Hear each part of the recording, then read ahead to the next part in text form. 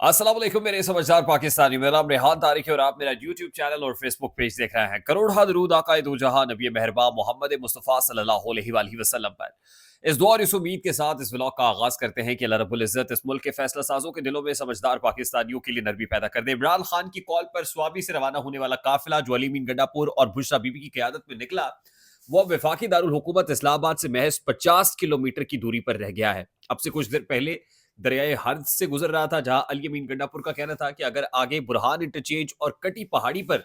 ज्यादा रुकावटें ना मिली तो हम 12 बजे तक वफाकी दारुल हुकूमत में दाखिल हो जाएंगे। डीपीओ अटक की रेड लाइन क्रॉस हो चुकी है, क्योंकि बड़ी तादाद में लोगों ने तमाम रुकावटों को अबूर किया और अबूर करते हुए आगे निकल आए। वो विजुअल्स देखे जा सकते हैं कि अली अमीन गंडापुर जिस साजो सामान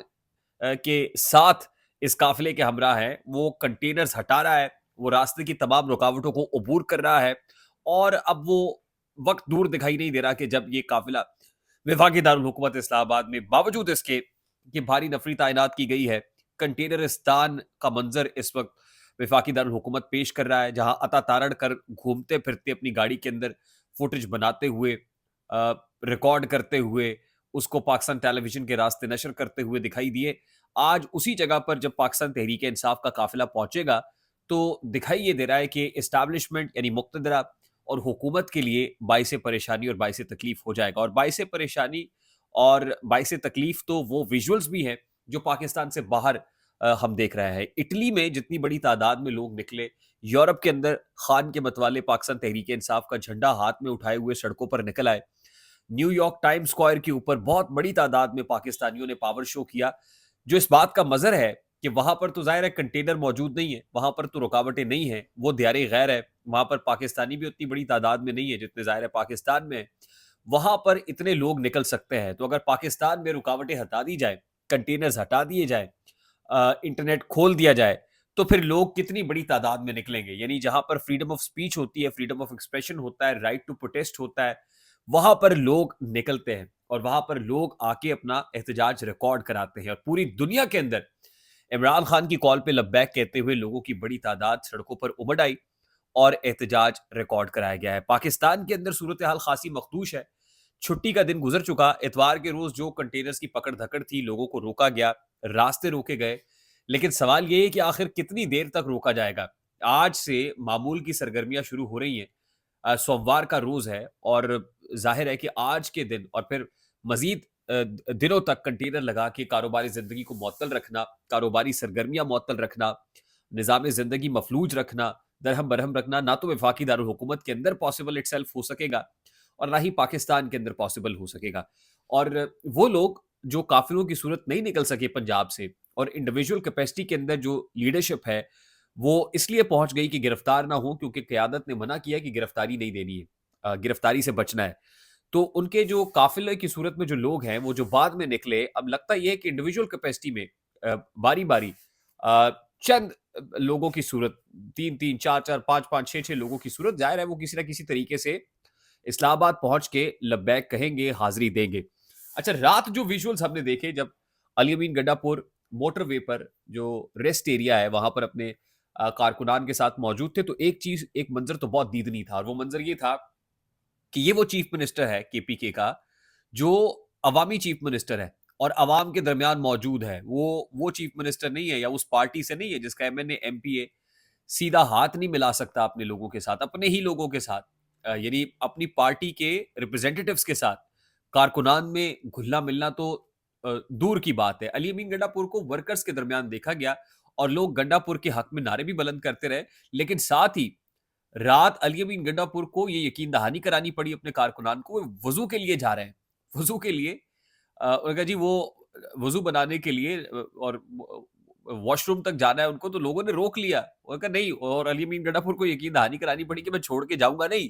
मैं किसी जगह नहीं जा रहा। और फिर वर्कर्स ने ये कहा कि भाई आपने अगर नमाज पढ़नी है तो अब हमारा कयाम अडयाला जेल के अंदर होगा और नमाजें हम अडयाला जेल जाके ही पढ़ेंगे। यानी जो जोशो खरोश है, जो जोशो जज्बा है, वो बहुत ज्यादा दीदनी है। और साथ ही इमरान खान की जो इस्टेब्लिशमेंट है,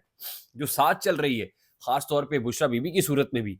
तो वो जो इस्टेब्लिशमेंट है, जो वर्कर्स की इस्टेब्लिशमेंट है, सपोर्टर्स की इस्टेब्लिशमेंट है, उस इस्टेब्लिशमेंट ने अली अमीन गंडापुर को रात रोका اور یہ میسج بڑا لاؤڈ اینڈ کلیئر دے دیا کہ ہم تو سربکف نکلے ہیں اور قیادت جو ہے ہم امید کرتے ہیں کہ اب کی بار وہ پیٹھ نہیں دکھائے گی، منہ چرا کر بھاگے گی نہیں، رات کی تاریکی میں منہ چھپا کر نہیں نکلیں گے. اور علی امین گنڈاپور کو بھی اچھے طریقے سے ریئلائزیشن ہو گئی ہے کہ اب کی بار واپسی کا راستہ نہیں ہے. تو اب کی بار فیصلہ سڑکوں پہ ہونا ہے اور کوئی نہ کوئی نتیجہ تو اس بات کا نکلنا ہے. اچھا، خبر میں آپ کو یہ دے دوں کہ اس قافلے کو جس کی ٹیل بہت دور تک نظر آ رہی تھی، اور ظاہر ہے جو انٹیلیجنس کے ادارے ہیں وہ آئی بی ہو، وائس دیگر ہوں، سول اور عسکری انٹیلیجنس ادارے، ان سب کے پاس رپورٹس آ رہی ہوتی ہیں، حکومت کے پاس بھی رپورٹ آ رہی ہوتی ہے، اسٹیبلشمنٹ کے پاس بھی رپورٹ آ رہی ہوتی ہے کہ کتنی بڑی تعداد کے اندر لوگ یہاں پر پہنچ رہے ہیں اور کتنی بڑی تعداد میں لوگ مارچ کر رہے ہیں ٹورڈز اسلام آباد. اس کو دیکھتے ہوئے ظاہر ہے ایک ٹینشن تو ہے، ایک پریشانی تو ہے مقتدرہ کو بھی اور حکومت کو بھی. اور علی امین گنڈاپور کے راستے عمران خان کو انگیج کرنے کی کوششیں شروع ہو چکی ہیں. رات کو ان کوششوں کا آغاز ہوا اور یہ کہا جا رہا ہے کہ آپ جا کے عمران خان صاحب سے بات کریں.